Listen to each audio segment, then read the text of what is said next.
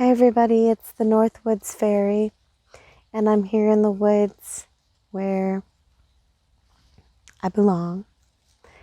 And my name is Kat, actually, but you can take a look around and see the woods. Today while reading, I actually brought my tripod. And I have this sweater on because it is still pretty chilly. It's warm for me, but it's still chilly. So I'm going to read as much as I can of this little book, the Dalai Lama's little book of Buddhism. So let's get started, okay? And I'm going to try to read in the softest voice that I possibly can. Let's move this up a little. Make sure that we get the sound. Okay? So, where we left off is the process of dying begins with the dissolution of the elements within the body. It has 8 stages, beginning with the dissolution of the earth element, then fire, the water, fire, and wind elements. The next 4 stages are visions in terms of color. Appearance of a white vision, increase the red element, black near attainment, and finally the clear light of death. So I'm going to read that again. The next 4 stages are visions in terms of color, appearance of a white vision. That's the first. Increase of the red element. Black is near attainment. And finally, the clear light of death. So all the elements leave you, and then you, see those things according to Buddhism. Okay, so do your best and do it according to your own inner standard. Call it conscience, not just according to society's knowledge and judgment of your deeds. For discovering one's true inner nature, I think one should try to take some time with quiet and relaxation to think more inwardly and to invest the inner world. That is very true. And this spring, that's my intention, to get out in the woods, even though there'll be bugs, but just to be somewhere peaceful and let my brain soak in the woods and the beauty of the nature and, away from things on TV and society. When one is very involved in hatred or attachment, if there is time or possibility during that very moment, just try to look inward and ask, what is attachment? What is the nature of the anger? So in other words, if you have time when you're that angry, why are you attached to this anger? Why are you so angry? What is making you angry? And why are you holding on to it? In order to change things, you need to acknowledge them. And once you acknowledge them, you have to figure out how you're going to let them go. This is something I'm working on in my life. To develop genuine devotion, you must know the meaning of teachings. The main emphasis in Buddhism is to transform the mind, and this transformation depends upon meditation. In order to meditate correctly, you must have knowledge. You don't have to be a know-it-all.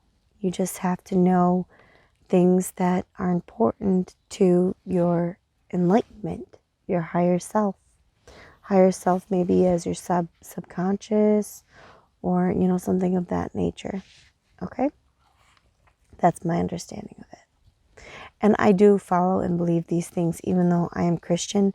Buddhism does not bash or just, say that Jesus didn't exist, or even for Muslims that Muhammad did not exist. They think of them as enlightened people with good words to spread to people, which is very interesting. Three qualities enable people to understand the teachings: objectivity, which means an open mind; intelligence, which is the critical faculty to discern the real meaning by checking the teachings of Buddha; and interest and commitment, which means enthusiasm.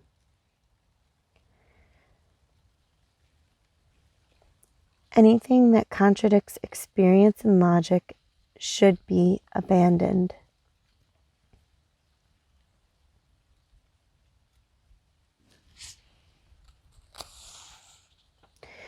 It is through listening that your mind will turn with faith and devotion, and you will be able to cultivate with joy within your mind and make your mind stable.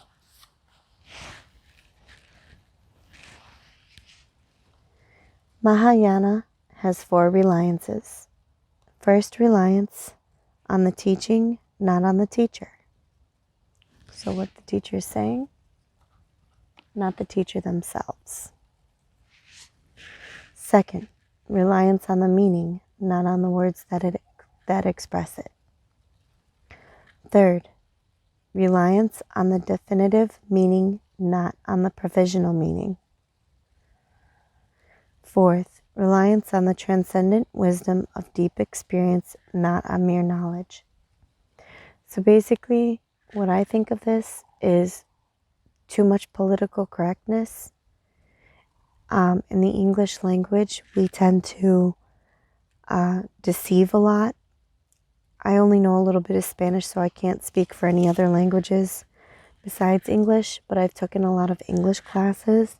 And one class I took, I wondered why I took so many, but I'm really glad I took the last English class that I took, because it basically talked about how the English language was written by aristocrats who were fighting with each other, and there really wasn't no logical basis behind some of the things we do for grammar and spelling, and also the words that we use, like there, or where, were, your, things like that. They have no logical basis. That is but people get too caught up in getting what they're saying right rather than the meaning of the message. The meaning of the message is the most important thing, not how it's said. If we really want to understand each other, we can't sit there and be like, well, you spelled "your" wrong, so now your message is invalid. I hate that. We need to be able to communicate our messages more efficiently with English language, or people in general. If we see pride among people who have no idea about Dharma, it is understandable. However, if afflictive emotions and haughtiness are present among Dharma practitioners, it is a great disgrace to the practice. I think they will get into what Dharma is. It's worse than karma, or bigger than karma, I should say. I think. Individuals who are best suited for practice of Dharma are those who are not only intellectually gifted, but also have single-minded faith and dedication and are wise. Although individuals may be highly intelligent, they are sometimes dogged by skepticism and doubts. They are clever, but they tend to be hesitant and skeptical, and are never really able to settle down. These people are the least receptive. As a spiritual trainee, these people are the least receptive. Let me reread the last one that I read. I'm sorry. Although individuals may be highly intelligent, they are sometimes dogged by skepticism and doubts.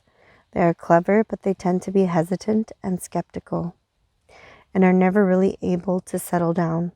These people are the least receptive. You can be intelligent, but your doubts and all these things can make you least receptive, I guess. As a spiritual trainee, you must be prepared to endure the hardships involved in a genuine spiritual pursuit, and be determined to sustain your effort and will. You must anticipate the multiple obstacles that you are bound to encounter along the path and understand the key to successful practice is never to lose your determination. The story of the Buddha's personal life is the story of someone who attained full enlightenment through hard work and unwavering dedication. Laziness will stop your progress in your spiritual practice. Speaking of which, I may just look for a book on the story of Buddha. I know there's probably some out there on YouTube that you can look up. However, since I'm doing this book, I think it might actually be pretty cool to read the story of Buddha. To me, I find it quite interesting. Very interesting, in fact. Basically, he was a prince. He had two, what do you call them?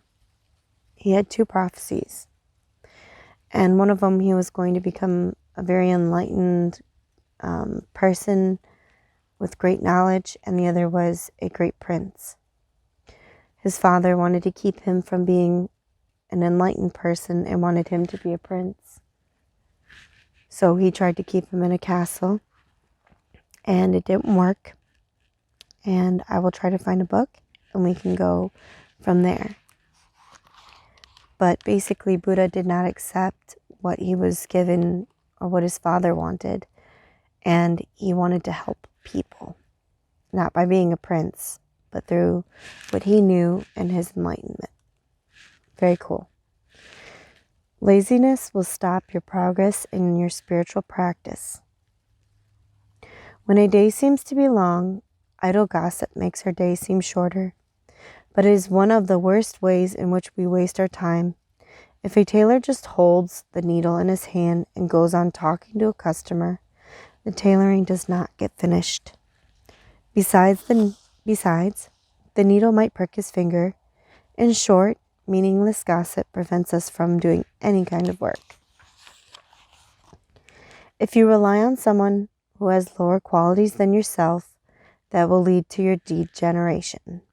If you rely on someone who has qualities similar to yourself, you will stay where you are. It is only if you rely on someone who has better qualities than yourself that you will achieve sublime status. Now, this is a little bit different than Christianity, but I understand what it's saying. You don't look down upon people. You want to help them.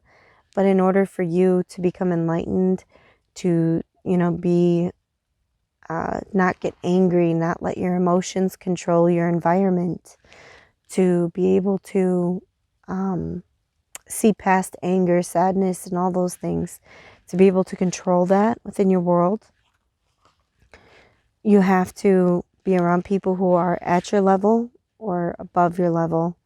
Otherwise, if you hang out with people who do drugs and are still doing drugs, chances are one of you is going to either walk away like the other. You may walk away doing drugs, or they may walk away like you. But to take a chance like that and to be around a situation like that is not going to boost your enlightenment, if that makes sense. But you should never, regardless, look down upon those people and think you're better. You should always feel, sorry for them. And if there is a way to help them without hurting yourself or anyone like your family or another friend in the process, then you should do that. That's what I think that means if you're a Christian.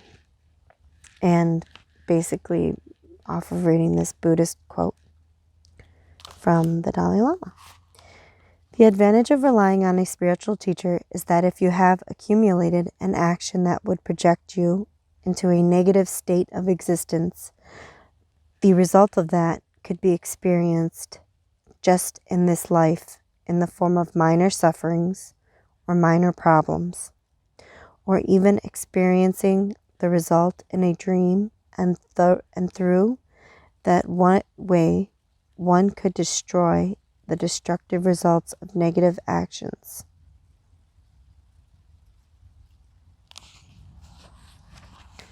If you go more deeply into your own spiritual practice, emphasizing wisdom and compassion, you will encounter the suffering of other sentient beings again and again, and you will have the capacity to acknowledge it, respond to it, and feel deep compassion rather than apathy or impotence.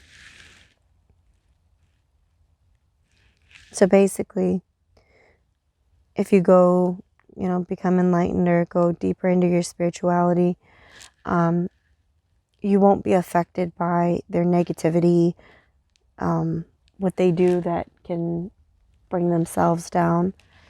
You will be able to look at it and help them, feel compassionate, rather than look down upon them and think you're better. When contemplating suffering, do not fall into the feeling of self-importance or conceit. Cultivating wisdom helps us to avoid these pitfalls. But it is hard to generalize because each person's courage and forbearance are unique. The more we care for the happiness of others, the greater is our own sense of well-being. I believe that's true because I want to do good for other people.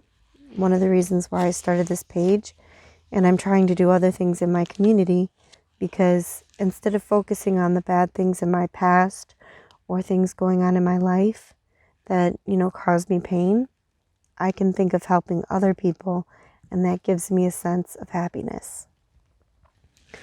A single word or expression in Tantra can have 4 different meanings.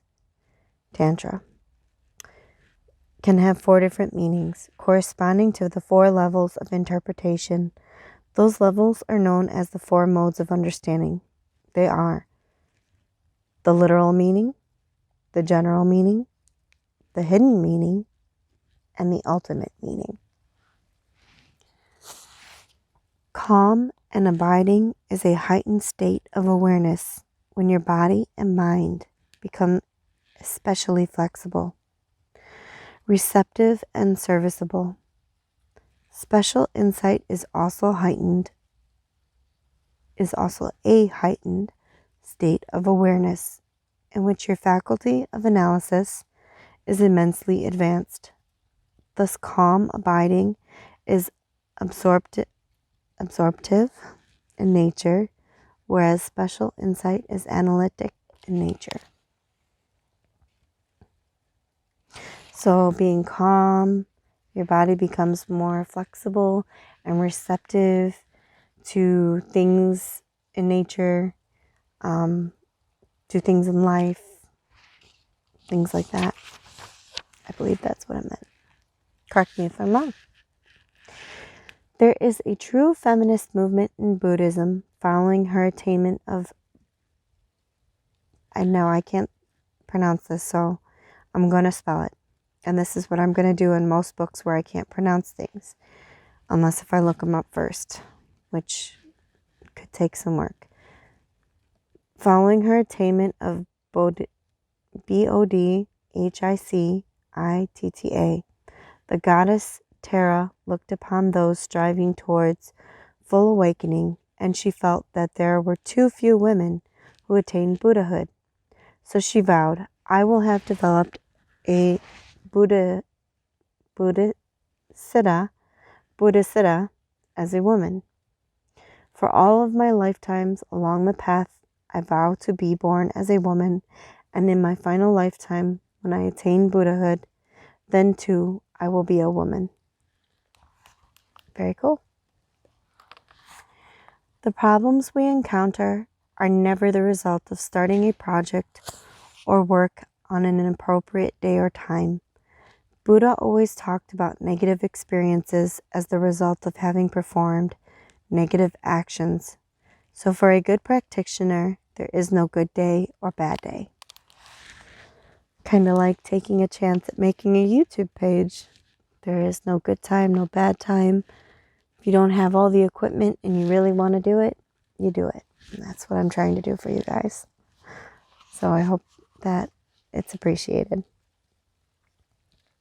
There is no way to escape death. It is just like trying to escape when you are surrounded by 4 great mountains touching the sky. There is no escape from these 4 mountains of birth, old age, sickness, and death. Aging destroys youth, sickness destroys health, degeneration of life destroys all excellent qualities, and death destroys life. Even if you are a great runner, you cannot run away from death. You cannot stop death with your wealth, through your magic performances, or recitation of mantras, or even medicines. Therefore, it is wise to prepare for your death. So you can be healthy and live a good life healthfully, but you can't avoid death. I think it's important to understand that you don't want, your body is your temple. You don't want it to get destroyed. Someone that I love, didn't stop smoking, and that caused them problems, which led to more problems, and they suffered when they died. It wasn't a peaceful death. So, your body's your temple. So if you want more energy, treat it give it what it needs for more energy. Enjoy every bit of life that you can. Discipline is a supreme ornament, and whether worn by old, young, or middle-aged, it gives birth only to happiness. It is perfume par excellence, and unlike ordinary perfumes, which travel only with the wind, its refreshing aroma travels spontaneously in all directions. A peerless ointment, it brings relief from the hot pains of delusion. Pardon me. I'm very hungry. But anyways, so discipline, I always thought discipline is very important too. If you want to achieve something, nobody can make you do it. You can hire a personal trainer and they'll encourage you, but nobody can make you go there and actually do it. If there's something you want to do, you need discipline. Discipline is a result of habits, I believe. If you want to have discipline, you need to have habits. You need to build good habits and break bad habits. In order to do so, it takes a little bit of time of doing those things, resisting temptation, and just having the discipline to say, no, I will not smoke a cigarette. I will go and I will work out. I will go walk that mile, whatever. Due to karmic influences, the world appears in different ways to different people. When a human being, a god, and a preta, 3 sentient beings, look at one bowl of water, the karmic factors make the human being see it as water, while the god sees nectar and the preta sees blood.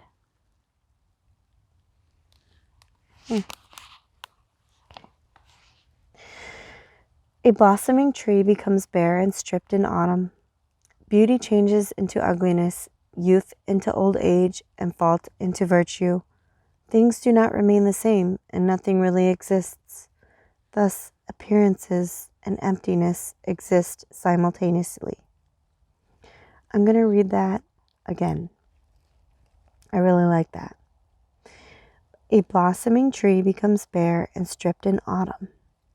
Beauty changes into ugliness, youth into old age, and fault into virtue. Things do not remain the same, and nothing really exists. Thus, appearances and emptiness exist simultaneously. You can have good without bad. Everything exists, good and bad, in a circular continuum. Just like the yin and yang symbol, there is good in the bad and bad in the good. You can't have one without the other. We think in our minds it's separate, but it's really not. We tend to categorize things and put things into groups, and that's just not how it is. That's not how it works. So just think of that. Try to do more good, but remember, everything has its place. If you didn't experience the bad, you probably wouldn't appreciate the good as much. Not the way the world is now, not the realm you're in, the, whatever you want to call it. This is the world of duality, good and bad. Some people who are sweet and attractive, strong and healthy happen to die young. They are masters in disguise, teaching us impermanence. Impermanence. Some people who are sweet and attractive, strong and healthy happen to die young. They are masters in disguise, teaching us about impermanence. Natural environment sustains the life of all beings universally. Trees are referred to in accounts of the principal events of Buddha's life. His mother leaned against a tree for support as she gave birth to him. He attained enlightenment seated beneath a tree, and finally passed away as trees stood witness overhead. I love trees. I love the woods. I love the spring when the trees are green, but I love trees in general. I love plants. That's really cool. The Bible says that swords can be turned into plowshares. It is a beautiful image, a weapon transformed into a tool to serve basic human needs, representing an aptitude of inner and outer disarmament. Sorry, guys. The true sufferings and true causes of sufferings are the effect and cause on the side of things that we do not want. The true cessation and the true paths are the effect and cause on the side of the things we desire. Let's read that again. The true sufferings and true causes of sufferings are the effect and cause on the side of the things that we do not want. The true cessation and the true paths are the effect and cause on the side of the things that we desire. So in other words, basically, the things we don't want are the real reasons for our suffering. And the things that we want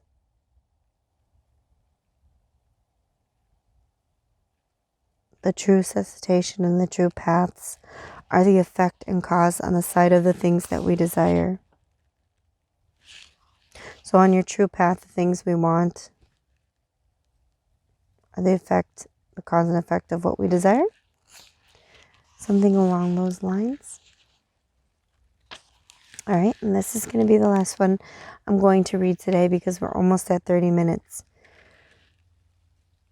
The truth of suffering is that we experience many different types of suffering. Things such as headaches, suffering of changes, feeling of restlessness after being comfortable, and all-pervasive suffering that acts as the basis of the first two categories and is under the control of karma and the disturbing mind. So let's read that one more time. The truth of suffering is that we experience many different types of suffering.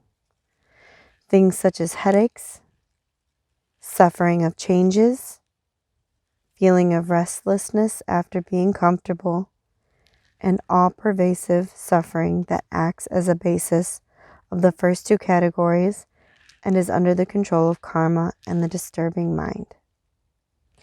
So all of those things are categories of suffering. So I'm going to mark this book since it is mine. And this is where I will leave off for today, guys. I hope that if you need anything like me to read slower or, anything like that, I hope you will let me know. Please like, comment, and subscribe. The most important thing is that you comment if you want to see my content or if you like any of it, but you're having a hard time, with it. Or you want me to do something different that would help you better, make sure you let me know. Because then I can actually, know what you like and do that for you. And I am more than willing. You can also email me if you don't want to comment. I always leave that link in my description, and I believe it's also in my bio. So thank you guys for watching, and I'll see you next time.